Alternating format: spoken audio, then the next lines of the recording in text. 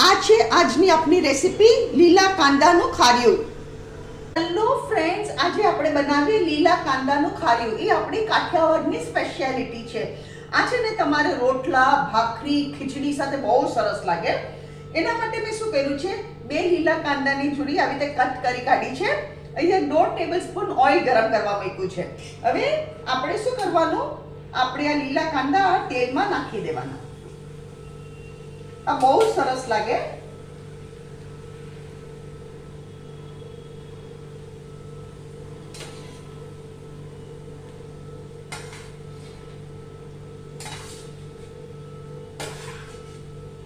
આ છે ને આપણે મેનુ હોય, આપણે બાજરીના રોટલા, બેંગન ભરતા, આપણા કાઠિયાવાડી સ્ટાઇલ, અને લીલા કાંદાનું ખાર્યું, ખીચડી, તો મજા પડી જાય. એકદમ ટેસ્ટી મેનુ કહેવાય.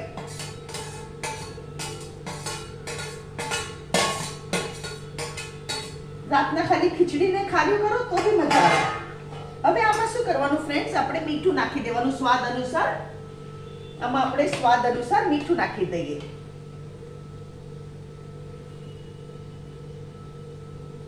મેં અહીંયા 1 ટીસ્પૂન મીઠું નાખ્યું છે, ભરીને નહીં પણ 1 ટીસ્પૂન મીઠું નાખ્યું છે.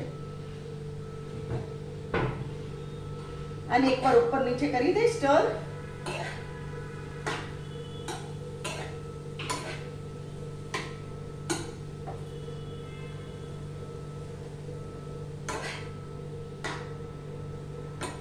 હવે આપણે શું કરવાનું,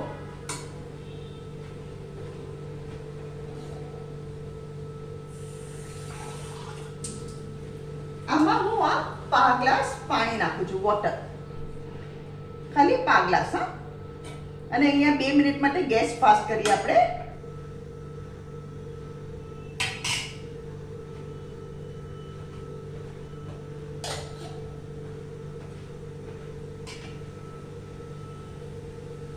અને ચડતા જરા વાર લાગે, ચીવડ નો રહેવા જોઈએ. અને ચડતા જરા વાર લાગે. અને આને ઢાંકીને નહીં ચડાવવાના, અને એમને જ ચડાવવાના. હવે અહીંયા ગેસ સ્લો કરું છું, નહીં તો શું થાય, પાણી બધું આપણું બંધ થઈ જાય અને કાંદા ચડે નહીં. એટલે ધીમા તાપે આને આપણે ચડાવીએ અને 5 મિનિટે ઉપર નીચે કરવાના. આને 15 થી 20 મિનિટ લાગશે ચડતા. પછી આપણે આગળની પ્રોસિજર કરીએ. આ આપણા સરસ ચડી ગયા. આ જો કેટલા સરસ ચડી ગયા. અને જે ક્વોન્ટિટી હતી એનાથી ઘણી ઓછી થઈ ગઈ, પા ભાગની ઓછી થઈ ગઈ. એકદમ મસ્ત કાંદા આપણા ચડી ગયા. હવે આમાં મસાલો શું કરવાનો ફ્રેન્ડ્સ,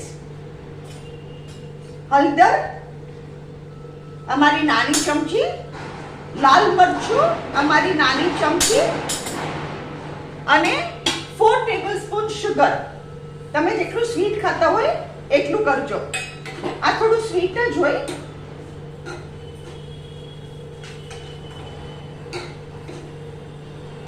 તમે તમારી રીતે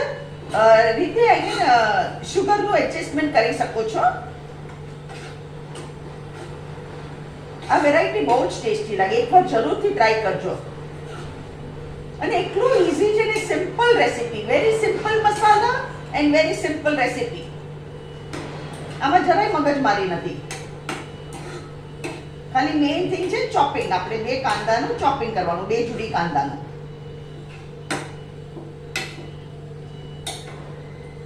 અહીંયા હું ગેસ બંધ કરું છું.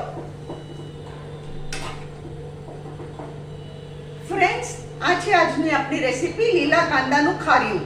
અગર તમને મારી રેસીપી પસંદ આવે તો કમેન્ટમાં જરૂરથી લખો. તમે બી જરૂરથી બનાવો અને મારી ચેનલને જરૂરથી સબસ્ક્રાઇબ કરો.